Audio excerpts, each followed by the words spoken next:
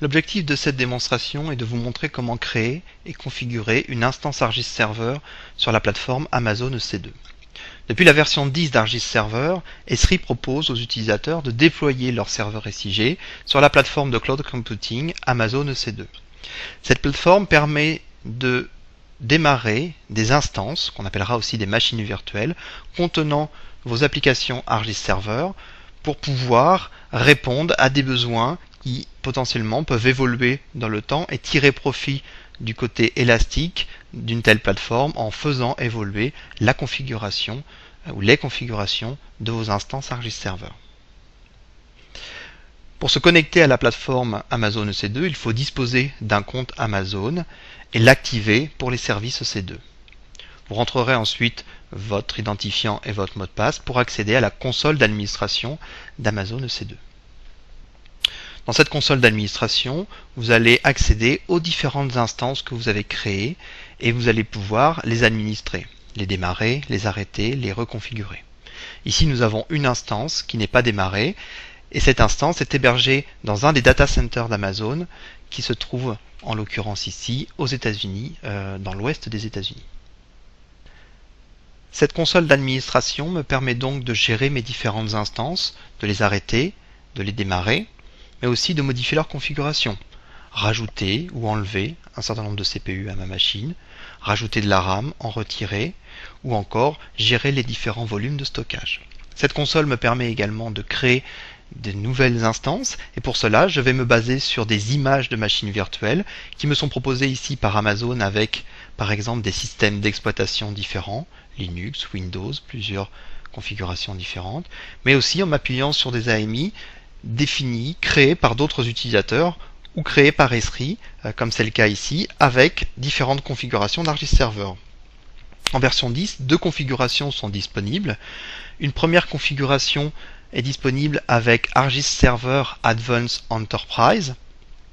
Celle-ci est installée sous l'environnement Windows Server 2008 et contient donc l'ensemble du produit ArcGIS Server 10 ainsi que les outils d'administration.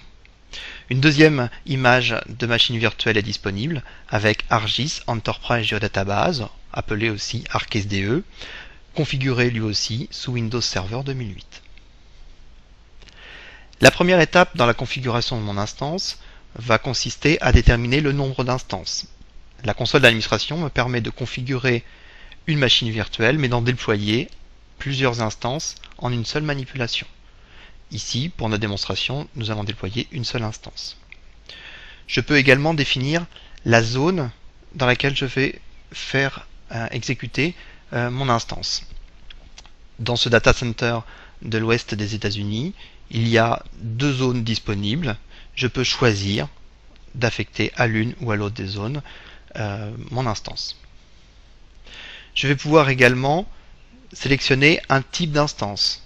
Un type se caractérise par les propriétés de la machine virtuelle, son nombre de CPU, le nombre de RAM, la quantité de RAM disponible sur la machine. On va choisir ici une configuration minimum pour les besoins de la démonstration. L'étape suivante va me permettre d'accéder à des options avancées. Nous allons garder ici les valeurs par défaut. Il y a une option notable ici qui est la possibilité d'activer un service optionnel proposé par Amazon qui va me permettre de monitorer, de suivre l'activité de chacune des instances que je vais démarrer. Il s'agit ici de pouvoir par exemple détecter une sous-exploitation ou une surexploitation de mon instance et de pouvoir adapter la configuration de mon instance à la demande. L'étape suivante consiste à calculer un fichier key pair pour pouvoir encrypter le mot de passe administrateur. Lorsque je vais accéder à ma machine virtuelle, je vais le faire par un bureau à distance. Cette manipulation ici me permet de générer un fichier qui sera utilisé pour l'encryptage du mot de passe administrateur que l'on utilisera dans une deuxième démonstration au moment du démarrage de l'instance. Autre aspect important dans la configuration de mon instance, la gestion des groupes de sécurité. Lorsque je vais démarrer mon instance, par défaut, tous les ports d'accès à cette machine seront fermés pour des raisons de sécurité. Je vais donc pouvoir créer ma propre sécurité, mes propres règles de sécurité en créant ici un groupe de sécurité afin d'ouvrir les ports vers ma machine virtuelle dont j'ai besoin. Le premier port à ouvrir va être le port qui va me permettre de me connecter à mon instance avec le bureau à distance.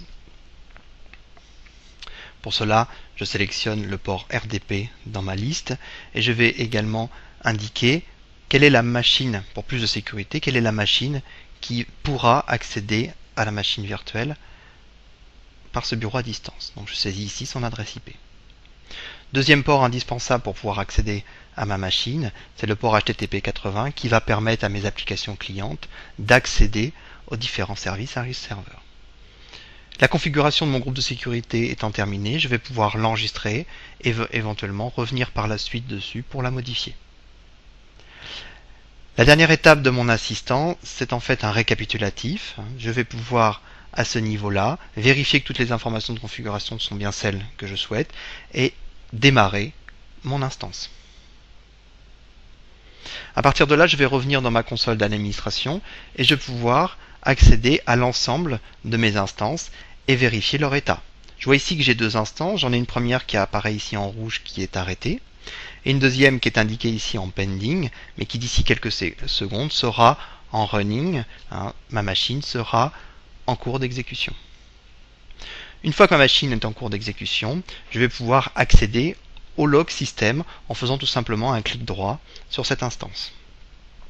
Actuellement, je me suis contenté de démarrer Windows sur cette instance, donc je n'ai pas de log particulier. Durant les premières minutes, à la première exécution de mon instance, un certain nombre de paramètres de configuration vont s'exécuter au niveau de mon enregistre serveur, et d'ici quelques minutes, je pourrai revenir sur cette fenêtre de log et avoir éventuellement des messages complémentaires. Par la suite, mon instance démarrera en quelques secondes et j'aurai directement une machine prête à l'emploi. Pour pouvoir me connecter à cette machine via le bureau à distance, je vais devoir disposer d'une dernière information essentielle qui est le DNS de cette machine. Dans la partie inférieure ici de ma console, j'ai un certain nombre de statistiques sur mon instance et notamment cette information public DNS qui va être indispensable pour démarrer ma machine. L'accès à la machine fera l'objet d'une deuxième démonstration.